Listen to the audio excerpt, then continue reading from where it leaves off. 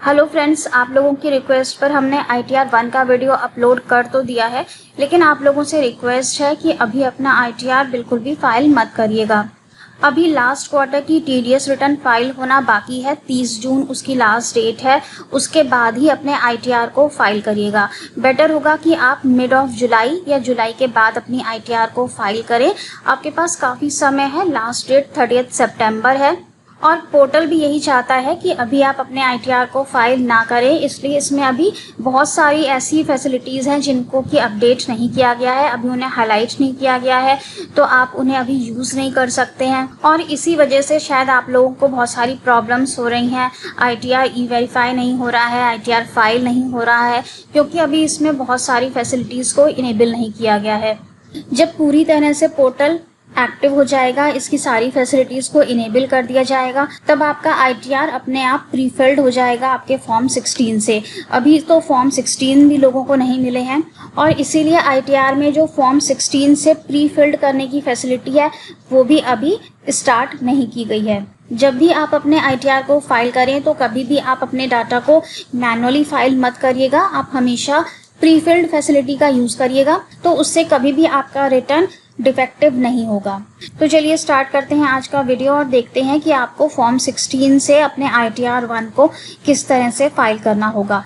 ये video salaried employee के लिए भी है और पेंशनर्स के लिए भी है। सबसे पहले आपको आ जाना है इनकम टैक्स की साइट पर, जो कि है incometax.gov.in।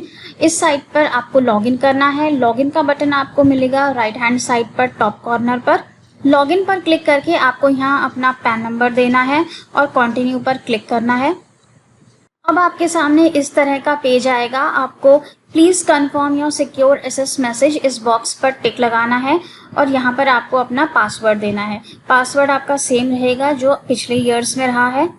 कंटिन्यू पर क्लिक करते ही आपके सामने इस तरह का पेज ओपन हो जाएगा, जहाँ पर ऊपर ब्लू लाइन में आपको जाना है, जहाँ पर लिखा है ई फाइल। इस ई फाइल में आपको मिलेगा इनकम टैक्स रिटर्न्स और इसके साइड में आपको मिलेगा फाइल इनकम टैक्स रिटर्न। यहाँ पर क्लिक करना है। अभी आपसे पूछ रहा है कि आपको असेसमेंट ईयर सेलेक्ट करना है। असेसमेंट ईयर करंट ईयर रहेगा हमारा 21-22। इसके बाद यहाँ पर कोई भी टैब हाईलाइट नहीं हो रहा है क्योंकि ये टैब आपके लिए नहीं है, तो आप बस कंटिन्यू पर क्लिक कर दीजिए। अब ये पूछ रहा है कि आपको ऑनलाइन फाइल करना है या ऑफलाइन, तो हम ऑनलाइन पर क्लिक करेंगे और इसे प्रोसीड कर देंगे। अब यहाँ पर to file a fresh income tax return, यहाँ पर आपको स्टार्ट न्यू फाइलिंग पर क्लिक करना है। यहाँ पर आपको इंडिविजुअल, HUF और अदर्स 3 ऑप्शन मिल रहे हैं। आपको इंडिविजुअल पर सेलेक्ट करना है, तो आप कंटिन्यू पर क्लिक करेंगे। इसके बाद यहाँ पर 2 ऑप्शंस हैं। आपको अगर आपको नहीं पता है कि आपको कौन सा ITR फाइल करना है, कौन सा ITR आपके लिए एप्लीकेबल होता है, तो आपको यहाँ पर हेल्प दी गई है, help me decide which ITR form to file. यहाँ प्रोसीड पर आप क्लिक करेंगे तो यहाँ पर आपको सारी इन्फॉर्मेशन मिल जाएगी कि आप कौन सा ITR फाइल करें। और अगर आपको पता है कि आपको कौन सा ITR फाइल करना है तो आप डायरेक्ट यहाँ पर फॉर्म सेलेक्ट कर सकते हैं। यहाँ पे ITR 1 और ITR 4 2 ही फॉर्म हैं जो कि ऑनलाइन में अवेलेबल हैं। हम ITR 1 सेलेक्ट करेंगे क्योंकि हम सैलरीड एम्प्लॉय का फॉर्म फाइल कर रहे हैं। अब यहाँ नीचे आ जाता है प्रोसीड विद ITR 1। इसके बाद लेट्स गेट स्टार्टेड। अब यहाँ पर पूछ रहा है are you filing income tax return for any of the following reasons. किन वजहों से आप अपनी ITR को फाइल कर रहे हैं। या तो आपकी taxable income more than basic exemption limit है, मतलब आपकी टैक्सेबल इनकम 2.5 लाख रुपए से ज़्यादा की है, इसलिए आप ITR फाइल कर रहे हैं। या फिर आप इन 3 ऑप्शंस के अंदर फॉल करते हैं, इस वजह से आप अपनी ITR फाइल कर रहे हैं। तो यहाँ पर 3 ऑप्शंस क्या क्या दिए गए हैं कि प्रीवियस ईयर में आपने अपने करंट अकाउंट में 1 करोड़ या उससे ज़्यादा की रकम जमा करवाई है, या फिर आपने प्रीवियस ईयर में फॉरेन कंट्री में ट्रैवल करने के लिए 2 लाख रुपए से ज़्यादा का एक्सपेंडिचर किया है, और तीसरी कंडीशन क्या है कि आपने इलेक्ट्रिसिटी बिल पर प्रीवियस ईयर में 1 लाख रुपए से ज़्यादा का खर्चा किया है। अगर इन 3 वजहों में से किसी भी वजह से आप ये ITR फाइल कर रहे हैं तो आपको इस सेकेंड वाले बॉक्स पर टिक लगाना होगा। तो हमारे केस में इन तीनों में से कोई भी नहीं है, हम इसलिए फाइल कर रहे हैं क्योंकि हमारी taxable income more than basic exemption limit है, मोर देन 2.5 लाख रुपए है। तो हम यहाँ पर टिक लगा देंगे और नीचे कंटिन्यू पर क्लिक कर देंगे। अब यहाँ पर बोल रहा है we have prefilled your return based on information available with the income tax department. Please confirm that the details in each section are correct to proceed. यहाँ बस ठीक है, ये आपको इन्फॉर्मेशन देने के लिए था, इसको हम क्रॉस कर देंगे यहाँ से। अब यहाँ पे बोल रहा है let's validate your prefilled return. अब इसमें देखते हैं नीचे क्या दिया हुआ है। तो अब यहाँ से आपकी ITR फाइलिंग स्टार्ट होती है। आपको हर स्टेप पर कंफर्मेशन देना है। सबसे पहले आपको पर्सनल इन्फॉर्मेशन का कंफर्मेशन देना है। उसके लिए यहाँ पर लिखा हुआ है प्रोवाइड योर कंफर्मेशन, यहाँ पर आप क्लिक करेंगे और यहाँ पर आपकी सारी पर्सनल इन्फॉर्मेशन डिस्प्ले हो जाएगी। आपका नेम, एड्रेस, कॉन्टैक्ट नंबर। यहाँ पर आपको कुछ भी फाइल नहीं करना है, ये सारा डाटा आपके पैन से आ गया है। यहाँ पर आपको सिर्फ एक चीज़ यहाँ पे फिलअप करनी होगी और वो चीज़ है आपका nature of employment. Nature of employment आप यहाँ से सेलेक्ट करेंगे। सेंट्रल गवर्नमेंट है, स्टेट गवर्नमेंट है, PSU है, पेंशनर है या अदर्स हैं। तो हम अदर्स पर क्लिक कर देते हैं क्योंकि हम प्राइवेट लिमिटेड कंपनी के एक एम्प्लॉय का रिटर्न फाइल कर रहे हैं। अदर्स पर क्लिक करने के बाद यहाँ पर हम ऑन और बिफोर ड्यू डेट फाइल कर रहे हैं, इसलिए ऑलरेडी यहाँ पर टिक्ड है। एक बार सारी इन्फॉर्मेशन आप यहाँ पे पेज पे रीड कर लीजिएगा कि वो सही है या नहीं, उसके बाद ही आप आगे प्रोसीड करिएगा। इसके बाद नीचे यहाँ पर पूछ रहा है कि आपको न्यू टैक्स रिजाइम में जाना है या फिर आपको ओल्ड वन में रहना है। तो हम यहाँ पर ओल्ड वन में ही रहेंगे, इसलिए हम are you opting for new tax regime पर नो कर देते हैं। अब यहाँ पर आपको थोड़ी सी जानकारी दे देते हैं कि न्यू टैक्स रिजाइम और ओल्ड टैक्स रिजाइम में क्या अंतर है। अगर आप ओल्ड टैक्स रिजाइम में जाएंगे तो आपको वहाँ पर काफ़ी सारे बेनिफिट्स मिल जाते हैं कि आपको 80C से लेकर के 80U तक के डिडक्शंस क्लेम करने का बेनिफिट मिलता है। स्टैंडर्ड डिडक्शन आपको मिलता है सैलरी से। अगर आपके पास हाउस प्रॉपर्टी का होम लोन है तो आपको इंटरेस्ट और प्रिंसिपल अमाउंट दोनों पर ही डिडक्शन मिलता है। अगर आप प्रोफेशनल टैक्स पे कर रहे हैं तो उसका भी डिडक्शन मिलता है। यहाँ पर काफ़ी सारे डिडक्शंस आपको मिल जाते हैं, लेकिन यहाँ पर टैक्स का जो स्लैब रेट है वो थोड़ा सा हाई है। और अगर आप न्यू रिजाइम के लिए ऑप्ट करते हैं तो वहाँ पर टैक्स का जो स्लैब रेट है वो थोड़ा सा कम है, आपको कम टैक्स देना पड़ेगा, लेकिन वहाँ पर आपको डिडक्शंस का बेनिफिट नहीं मिलता है। आप कोई भी डिडक्शंस वहाँ पर क्लेम नहीं कर सकते हैं। 80C से 80U तक कोई भी डिडक्शन आपको नहीं मिलेंगे। हाउस प्रॉपर्टी का डिडक्शन भी आपको नहीं मिलेगा। तो अकॉर्डिंगली आप देख लीजिएगा कि आपके लिए कौन सी स्कीम बेनिफिशियल है, आपको ओल्ड रिजाइम में रहना है या फिर आपको न्यू रिजाइम में रहना है। इसके बाद हम आगे चलते हैं तो आगे बैंक डिटेल्स की कंफर्मेशन है। अब यहाँ पर आपने जो भी अपने बैंक से ऐड किए हुए हैं साइट पर, वो बैंक्स यहाँ पर डिस्प्ले हो जाएंगे और आपको इन बैंक्स में से आपको कोई भी एक बैंक सेलेक्ट करना है जिसमें कि आप अपना रिफंड चाहते हैं। जैसे कि मेरे केस में यहाँ पर 2 बैंक्स रिफ्लेक्ट हो रहे हैं, तो मुझे यहाँ पर सेलेक्ट करना होगा कि मुझे किस में अपना रिफंड चाहिए। अगर मुझे इस वाले बैंक में चाहिए तो नॉमिनेटेड फॉर रिफंड में यहाँ पर टिक कर देना है। तो नॉमिनेटेड फॉर रिफंड में इस वाले में क्लिक कर देना है। तो मुझे इस वाले में चाहिए, इसलिए मैं यहाँ पर इसको ऑफ कर देती हूँ। अब इसमें यहाँ पर ऊपर एक वार्निंग भी लिखी हुई है, refund will not be transfer to the bank account unless it is pre validated. आपको अपने बैंक को प्री वैलिडेट करना पड़ेगा, वरना आपके बैंक अकाउंट में रिफंड नहीं आ पाएगा। आगे हमें पता चलेगा कि किस तरह से हमको प्री वैलिडेट करना है। अभी फिलहाल हम यहाँ पर कंटिन्यू पर आगे चलते हैं। ये सारी इन्फॉर्मेशन हमने चेक कर ली हैं और सारी इन्फॉर्मेशन ठीक है। अब हम यहाँ कन्फर्म पर क्लिक कर देंगे। क्लिक करने पर देखिए पर्सनल इन्फॉर्मेशन कंफर्मेशन में यहाँ पर ग्रीन कलर हो गया है और यहाँ पे टिक का निशान आ गया है, मतलब ये पेज आपका कंफर्म्ड हो गया। और यहाँ पर लिखा है मॉडिफाई इफ़ रिक्वायर्ड। अगर आप इसे एडिट करना चाहते हैं तो आप फिर से यहाँ पर एरो पर क्लिक करके आप इस फॉर्म को एडिट भी कर सकते हैं। अब दूसरे स्टेप पर चलते हैं। यहाँ पर लिखा है ग्रॉस टोटल इनकम और यहाँ पे अमाउंट लिखा है 0। यहाँ पर 0 इसलिए लिखा है दोस्तों क्योंकि अभी फॉर्म 16 इशू नहीं हुए हैं और ये डेटा तभी हमारा यहाँ पर फिलअप होगा जबकि फॉर्म 16 इशू हो जाएंगे। और फॉर्म 16 कब इशू होंगे? जब हमारी सारी TDS रिटर्न्स फाइल हो जाएंगी। जैसा कि आपको पहले भी बता चुके हैं कि अभी 4th क्वार्टर की TDS रिटर्न्स की लास्ट डेट चल रही है और लास्ट डेट के बाद ही आपका फॉर्म 26AS अपडेट होगा। जब वो फॉर्म 26AS अपडेट होगा यहाँ पर फैसिलिटी भी इनेबल कर दी जाएगी और आपका सारा डेटा फॉर्म 16 से यहाँ पर प्रीफिल्ड हो जाएगा। तो इसीलिए अभी आप अपने ITR को फाइल मत करिएगा। आप कोई भी फिगर्स यहाँ पर मैनुअली फाइल मत करिएगा। सिर्फ वही फिगर्स यहाँ पर मैनुअली फाइल करिएगा जो कि आपके फॉर्म 16 में नहीं है और आप उसे क्लेम करना चाहते हैं। तो चलिए यहाँ पे आगे बढ़ते हैं और देखते हैं कि ग्रॉस टोटल इनकम में यहाँ पर हमें क्या देना है। अब यहाँ पर इनकम फ्रॉम सैलरी की डिटेल्स देनी है और इसे देने के लिए आपको यहाँ एडिट पर क्लिक करना होगा। अब देखिए यहाँ पर ये पूरा फॉर्म ओपन हो गया है और इसे आप मैनुअली टाइप कर सकते हैं। यहाँ पर ऊपर लिखा भी हुआ है we have pre filled this value from your form 16। अभी हम यहाँ पर सिर्फ मैनुअली फाइल कर सकते हैं। तो चलिए अपना फॉर्म 16 ओपन कर लेते हैं। तो यहाँ पर हमारे फॉर्म 16 में लिखा हुआ है salary as per provisions contained in section 17 subsection 1। यहाँ से हम ये सैलरी का अमाउंट ले लेंगे और इसे अपने ITR में फिलअप कर देंगे। इसके बाद आगे है value of perquisites, profit in लिeu of salary. अगर ये सब कॉलम्स आपके फॉर्म 16 में हैं तो वो आप यहाँ पर फिलअप कर सकते हैं, नहीं तो बाद में तो ये डेटा आपके फॉर्म 16 से यहाँ पर प्री फिल्ड हो ही जाएगा। इसके बाद इसी तरह से आगे एग्जेम्प्ट अलाउंस की इंफॉर्मेशन है। यहाँ से आप सेलेक्ट कर सकते हैं कि अगर आपके कोई एग्जेम्प्ट अलाउंसेस हैं तो वो इस लिस्ट से आप सेलेक्ट कर सकते हैं। हमारे केस में यहाँ पर एग्जेम्प्ट अलाउंस कुछ भी नहीं है, इसलिए हम इसे ब्लैंक छोड़ देंगे। यहाँ पर ये डिलीट का बटन दिया हुआ है, अगर आप चेंज करना चाहते हैं तो आप यहाँ पर डिलीट भी कर सकते हैं और यहाँ पे दूसरा कोई अलाउंस चूज कर सकते हैं और यहाँ पर आपको उसका अमाउंट देना होगा। अब इसने बताया कि हमारी नेट सैलरी है 9,56,377 रुपये। अब यहाँ पर स्टैंडर्ड डिडक्शन अमाउंट प्रीफिल्ड हो गया है 50,000 रुपीज़। एंटरटेनमेंट अलाउंस हमारे केस में कुछ भी नहीं है, प्रोफेशनल टैक्स कुछ भी नहीं है।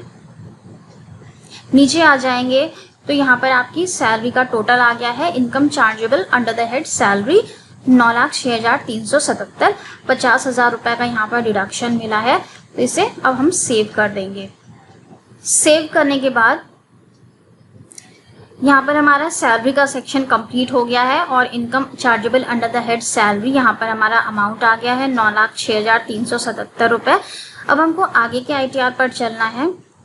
इसके बाद आगे है इनकम फ्रॉम हाउस प्रॉपर्टी और यहाँ पर कॉलम दिया हुआ है एड डिटेल्स ऑफ ब्रेकअप। चलिए हम देखते हैं कि यहाँ पर क्या डिटेल्स देनी है। अब यहाँ पर आपको सेलेक्ट करना है type of house property, self occupied है, लेट आउट है या डीम्ड लेट आउट है। तो हम सेल्फ ऑक्यूपाइड पर सेलेक्ट कर लेते हैं। अब यहाँ पर पूछा है कि अगर आपने होम लोन लिया है तो आप उसका इंटरेस्ट क्लेम कर सकते हैं। तो हमारा इंटरेस्ट पोर्शन है 1,50,000 का, वो हम यहाँ पर लिख देते हैं। अगर आप टाइप ऑफ हाउस प्रॉपर्टी में लेट आउट सेलेक्ट करेंगे तब देखिएगा यहाँ पर पोजीशन चेंज हो जाती है, तब ये इस तरह से पेज ओपन होता है और यहाँ पर ग्रॉस रेंट आपको देना है।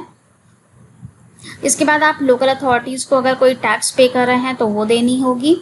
एनुअल वैल्यू अपने आप आ जाएगी। इसके बाद रेंट के अमाउंट से आपको 30% का डिडक्शन मिलता है, तो ये 30% का अमाउंट अपने आप यहाँ पर कैलकुलेट हो जाएगा। इसके बाद है interest payable on borrowed capital. अगर आपकी कोई होम लोन की इंटरेस्ट है तो वो आप यहाँ पर क्लेम कर सकते हैं और इतना करने के बाद आपको यहाँ पर सेव कर देना होगा। तो हम फिर से ऊपर चेंज कर देते हैं और हम यहाँ पर कर देते हैं सेल्फ ऑक्यूपाइड और अपना अमाउंट डाल देते हैं 1,50,000। Income chargeable under the head house property minus 1,50,000 negative में फिगर आ गई है। यहाँ ऐड पर क्लिक करेंगे। अब देखते हैं क्या पोजीशन आई है। तो ये हमारा इनकम फ्रॉम हाउस प्रॉपर्टी का सेक्शन भी कंप्लीट हो गया और यहाँ पर हमारी ग्रॉस टोटल इनकम बता रहा है 7,56,377। अभी हमारी यहाँ पे इनकम फ्रॉम अदर सोर्स की इंफॉर्मेशन बची हुई है। यहाँ पर भी देखिए लिखा हुआ है we have prefilled this value from your form 16।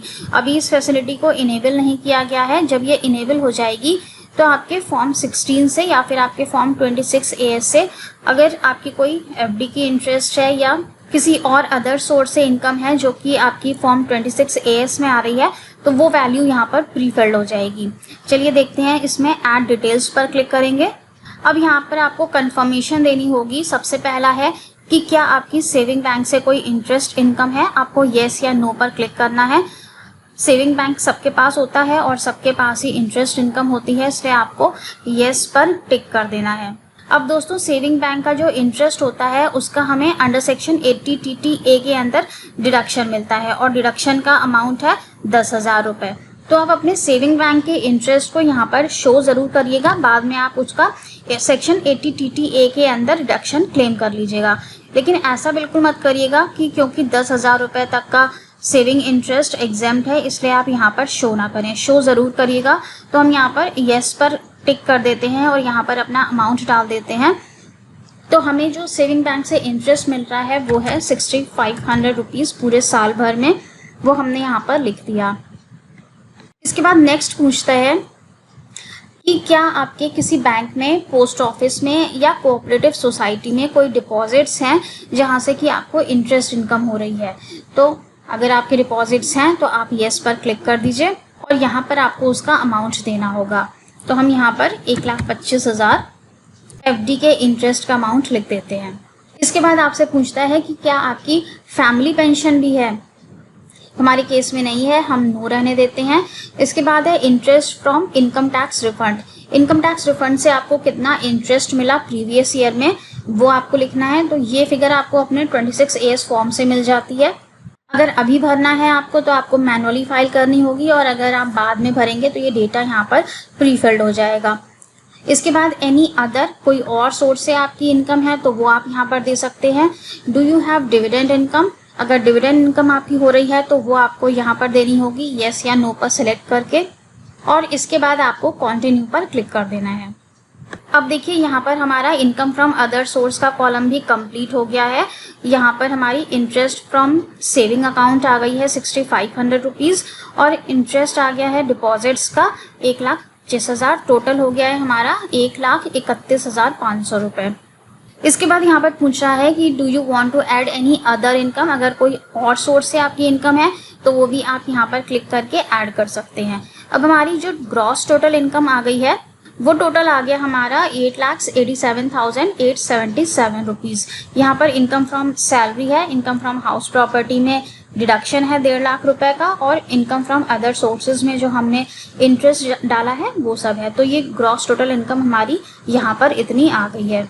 इसके बाद एग्जेम्प्ट इनकम का कॉलम है। अगर आपकी कोई एग्जेम्प्ट इनकम है तो उसकी डिटेल्स आप यहाँ पर ऐड कर सकते हैं। इसको ओपन करते हैं हम लोग। यहाँ पर आपको नेचर सेलेक्ट करना है, नेचर ऑफ एग्जेम्प्ट इनकम। यहाँ पर सब दिया हुआ है, आपकी जो भी नेचर है एग्जेम्प्ट इनकम की वो आप यहाँ से सिलेक्ट कर सकते हैं। एग्रीकल्चर इनकम अगर आपकी 5,000 रुपये से कम की है तब आपको ITR 1 फाइल करना है, लेकिन अगर आपकी एग्रीकल्चर इनकम 5,000 रुपये से ज़्यादा की है तो आप ITR 2 फाइल करेंगे। इसके बाद यहाँ पर सारे सेक्शंस दिए हुए हैं जो कि पहले भी आपने देखे होंगे, पहले के ITRs में भी थे। यहाँ से आप अपनी एग्जेम्प्ट इनकम को सेलेक्ट कर लेंगे और ऐड पर क्लिक कर देंगे। हमारे पास एग्जेम्प्ट इनकम कुछ भी नहीं है इसलिए हम यहाँ कैंसिल पर क्लिक कर देते हैं। अब हमें सब कुछ एक बार चेक करके यहाँ पर कन्फर्म पर क्लिक कर देना है। और ये देखिए ग्रॉस टोटल इनकम के कॉलम में भी यहाँ पर ग्रीन कलर से कन्फर्म्ड आ गया है, टिक लग गया है, और जो हमारी टोटल ग्रॉस टोटल इनकम थी वो अमाउंट भी यहाँ पर आ गया है। अब हम आते हैं टोटल डिडक्शंस के कॉलम में। यहाँ पर भी सेम आपको इसी तरह से प्रोवाइड योर कंफर्मेशन पर क्लिक करना है। तो यहाँ पर 80C से स्टार्ट हो जाता है। 80C में आपके पास जो भी अमाउंट है वो आप यहाँ पर लिखेंगे।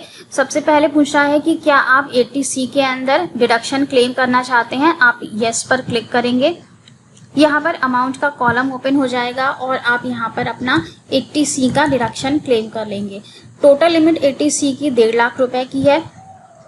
तो आपने जितना भी 80C के अंदर इन्वेस्टमेंट किया हुआ है वो अमाउंट आप यहाँ पर लिख देंगे।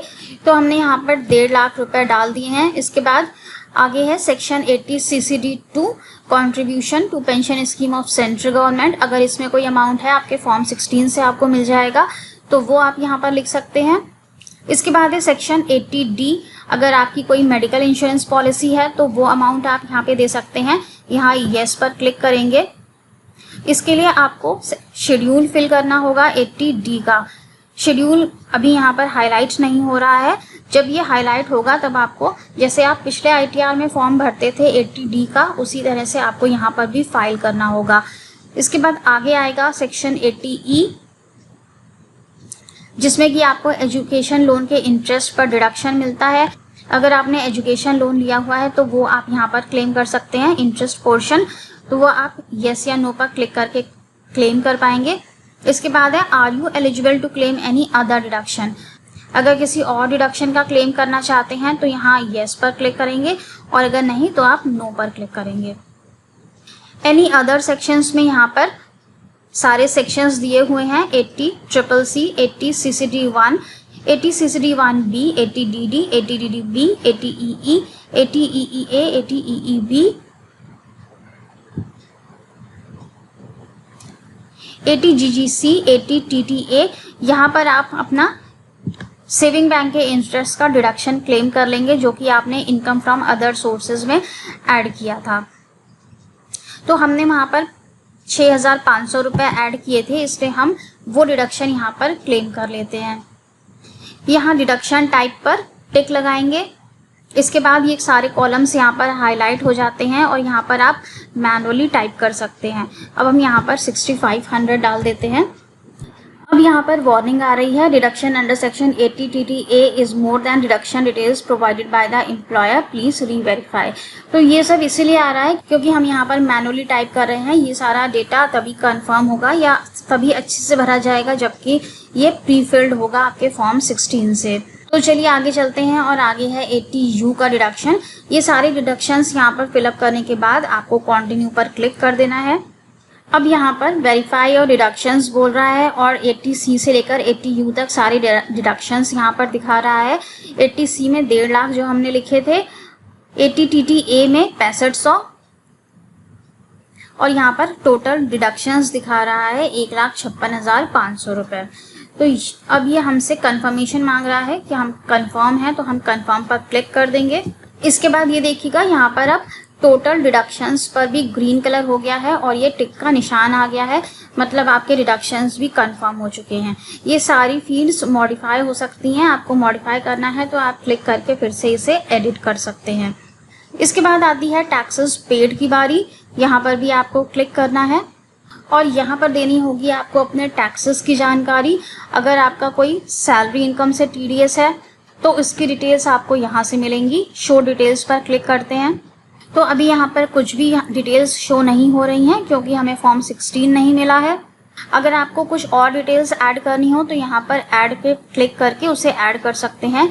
इसके बाद है TDS from income other than salary. यहाँ पर भी ये डेटा प्रीफिल्ड होगा, इसलिए शो डिटेल्स पर क्लिक करेंगे तो यहाँ पर कुछ भी नहीं दिखा रहा है, 0 अमाउंट दिखा रहा है। इसके बाद TCS है और एडवांस टैक्स और सेल्फ असेसमेंट टैक्स, ये सब भी फिलहाल अभी यहाँ पर कुछ भी हाईलाइट नहीं हो रहा है क्योंकि फॉर्म 16 नहीं मिला है। टोटल टैक्सेस पेड में यहाँ पर हमारा 0 आ रहा है और हम इसे कंफर्म पर क्लिक कर देंगे।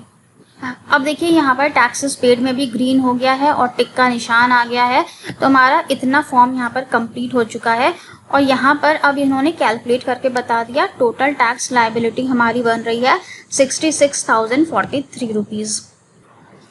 ये लायबिलिटी हमारी इसलिए बन रही है क्योंकि अभी हमने यहाँ पर TDS की कोई भी फिगर्स नहीं डाली हैं। जब ये फॉर्म 16 से यहाँ पर प्रीफिल्ड होंगी तो शायद हमारी ये टैक्स लायबिलिटी कम हो जाएगी और हमें रिफंड का अमाउंट यहाँ पर रिफ्लेक्ट होगा। लेकिन अभी ध्यान दीजिएगा कि यहाँ टोटल टैक्स लायबिलिटी में कंफर्म्ड का साइन नहीं आया है, अभी हमारी रिटर्न कंप्लीट नहीं हुई है और यहाँ पर प्रोवाइड योर कंफर्मेशन अभी हमें कंफर्म करना बाकी है। तो हम यहाँ पर क्लिक करेंगे फिर से और अब देखिएगा यहाँ पर आपको पूरा कंप्यूटेशन दिखा रहा है, आपको एक बार इसे चेक कर लेना है। यहाँ पर कंप्यूटेशन ऑफ टैक्स है, टैक्स पेबल जितना बन रहा है वो अमाउंट। इसके बाद हेल्थ एंड एजुकेशन सेस 4% इन्होंने लगाया है। टोटल टैक्स आपका 61,127 बन गया है। इसके बाद यहाँ पे रिलीफ अंडर सेक्शन 89 का कॉलम है। अगर अंडर सेक्शन 89 आप रिलीफ क्लेम करना चाहते हैं तो वो अमाउंट आपको यहाँ देना है। उसके लिए आपको फॉर्म 10E फिल करना होगा। तो आप सबसे पहले आप फॉर्म 10E फिल करिएगा और जो उसका अमाउंट होगा वो ऑटोमेटिकली यहाँ पर फिल हो जाएगा। अगर आप यहाँ पर मैनुअली अमाउंट को फिल करेंगे और आप फॉर्म 10E फाइल नहीं करेंगे तो ये क्लेम आपको नहीं मिलेगा। जब आपका इंटीमेशन ऑर्डर आएगा तो उसमें वो ये रिलीफ कैंसिल कर देंगे और इस रिलीफ के बाद अगर आपका कुछ टैक्स बनता होगा या आपका जो रिफंड बनता होगा वो आपके इंटीमेशन ऑर्डर में आ जाएगा। तो सबसे पहले अपना फॉर्म 10E फाइल करिएगा। इसके बाद नीचे इंटरेस्ट के सेक्शंस हैं। अगर आपका कुछ इंटरेस्ट बन रहा होगा वो आपको यहाँ पर दिख जाएगा। यहाँ पर आपको ब्रेकअप दिख जाएगा कि जो भी अमाउंट ये साइड में शो कर रहे हैं वो इन्होंने किस तरह से कैलकुलेट किया है। यहाँ पे सारा ब्रेकअप आपको मिल जाएगा। Total interest and fees payable का अमाउंट और टोटल टैक्स आपका कितना बनता है वो यहाँ पर दिख जाएगा। अगर आप इस सबसे सेटिस्फाइड हैं तो आप यहाँ कन्फर्म पर क्लिक कर देंगे और अब देखिएगा यहाँ टोटल टैक्स लायबिलिटी में ग्रीन साइन हो गया है, टिक का निशान आ गया है और यहाँ पर आपकी टैक्स लायबिलिटी दिखा रहा है 66,000 रुपीज़ की। अब आपको यहाँ प्रोसीड पर क्लिक करना है। यहाँ पर मैसेज आ रहा है you need to make a payment of ₹66,000 rupees. तो ये आपको यहाँ पर कंफर्म कर रहे हैं कि आपको पेमेंट करना है। पिछले ITR में क्या होता था कि वहाँ पर इस तरह से कंफर्मेशन नहीं दी जाती थी और लोग बिना टैक्सेस को पे किए ही अपना ITR फाइल कर देते थे, जिसकी वजह से उन्हें डिफेक्टिव रिटर्न का नोटिस आता था। तो अगर आपका रिफंड बन रहा है तो आपको यहाँ पर मैसेज फ्लैश होगा कि आपका रिफंड है और अगर आपको पेमेंट करना है तो आपको यहाँ पर मैसेज मिल जाएगा कि आपको पेमेंट करना है। इसके बाद नीचे पूरा कंप्यूटेशन है, पूरा रिटर्न आपको यहाँ पर दिखाया गया है और यहाँ पर नीचे लिखा हुआ है पे नाउ। मतलब यहाँ पे सबमिट का बटन है ही नहीं। आप बिना अमाउंट को पे किए हुए अपने रिटर्न को सबमिट कर ही नहीं सकते हैं। बहुत अच्छी बात की है इन्होंने। अब आप इस वाले पोर्टल में बिना अपने टैक्सेस के अमाउंट को पे किए अपने रिटर्न को फाइल कर ही नहीं पाएंगे। तो सबसे पहले आपको यहाँ पे नाउ पर क्लिक करना है। ये आपको ऑनलाइन साइट पर ले जाएगा जहाँ पर कि आपको सारी फैसिलिटीज़ दी गई हैं। आप UPI से पेमेंट कर सकते हैं, डेबिट कार्ड या क्रेडिट कार्ड से कर सकते हैं, नेट बैंकिंग से कर सकते हैं, पेटीएम से कर सकते हैं। काफ़ी सारे मोड हैं जिससे चाहें उससे आप अपने टैक्सेस का पेमेंट कर सकते हैं और पेमेंट के बाद आप अपने ITR को फाइल कर सकते हैं। तो चलिए दोस्तों, हम यहाँ पर थोड़ी सी इन्फॉर्मेशंस को मॉडिफाई करते हैं और यहाँ पर हम रिफ़ंड बना देते हैं। उसके बाद देखते हैं कि हमारी यहाँ पर क्या पोजीशन आती है और हम अपने ITR को किस तरह से फाइल करेंगे। हमने बैक करके यहाँ पर थोड़ी सी इन्फॉर्मेशंस मॉडिफाई कर दी हैं। जैसे कि हमने यहाँ पर सैलरी को कम कर दिया और हमने यहाँ पर टैक्सेस पेड में TDS की फिगर डाल दी है 25,000 रुपीज़ की। ये सब हमने इसलिए किया है जिससे कि हमारा रिफंड का अमाउंट बन जाए और हम आपको दिखा सकें कि हमें आगे किस तरह से प्रोसीड करना है। अब यहाँ पर दिखा रहा है टोटल टैक्स लायबिलिटी, ग्रीन का निशान है कन्फर्म्ड और यहाँ पर लिखा हुआ है 0। मतलब टैक्स लायबिलिटी अब आपकी कुछ भी नहीं बन रही है। यहाँ पर ये रिफंड का अमाउंट नहीं दिखाएगा आपको, रिफंड का अमाउंट आपको आगे जाकर दिखेगा। यहाँ पर सिर्फ आपको अपनी टैक्स लायबिलिटी दिखेगी कि वो 0 है या फिर अगर कुछ पे करना होगा तो वो फिगर आपको यहाँ पर दिख जाएगी। अब हम प्रोसीड पर आगे क्लिक करते हैं तो देखिए यहाँ पर अब मैसेज आ रहा है you are eligible for a refund of ₹25,000। अब यहाँ पर नीचे पूरा कंप्यूटेशन दिया हुआ है, इसे एक बार चेक कर लीजिए। इसके बाद यहाँ पर है प्रीव्यू रिटर्न का बटन। आप प्रीव्यू कर सकते हैं सबमिट करने से पहले। एक बार अपने रिटर्न को अच्छे से प्रीव्यू कर लीजिए।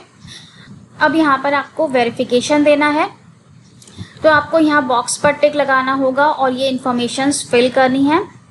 अगर आपने TRP के थ्रू अपने ITR को फाइल करवाया है तो यहाँ पर आपको TRP की इन्फॉर्मेशन देनी होगी और आपको प्रोसीड टू प्रीव्यू पर क्लिक करना होगा। प्रोसीड टू प्रीव्यू पर क्लिक करने के बाद आपको पूरे फॉर्म का प्रीव्यू दिख जाएगा और नीचे आपको सबमिट का बटन मिल जाएगा, वहां से आप सबमिट कर सकते हैं। E-वेरीफाई करने के लिए आपको ऑप्शन दिया गया है कि आप अभी E-वेरीफाई करना चाहते हैं तो इंस्टेंट E-वेरीफाई कर सकते हैं और अगर आपको अभी E-वेरीफाई नहीं करना है तो आप E-वेरीफाई ऑन लेटर पर क्लिक करके अपने ITR को 120 दिनों के अंदर E-वेरीफाई कर सकते हैं। तो बस दोस्तों, इतना सा प्रोसेस था आपका ITR 1 फाइल करने का। यहाँ पर हमको फाइल करने में काफ़ी टाइम लग गया क्योंकि हमारे पास फिगर्स प्रीफिल्ड नहीं हो रही थी। जब आपकी फिगर्स प्रीफिल्ड होने लगेंगी तब आपको इतना टाइम नहीं लगेगा और आपका फॉर्म फटाफट फाइल हो जाएगा। अपने ITR को सबमिट करने से पहले अपने फॉर्म 26AS को डाउनलोड करना मत भूलिएगा। 26AS के साथ सारी इन्फॉर्मेशंस को मैच कर लीजिएगा, उसके बाद ही अपने ITR को फाइल करिएगा। होप कि वीडियो आपको अच्छा लगा होगा। चैनल को सब्सक्राइब जरूर करिएगा, वीडियो को लाइक और शेयर कर दीजिएगा। Thank you so much for watching this video. Stay safe and healthy. Bye bye.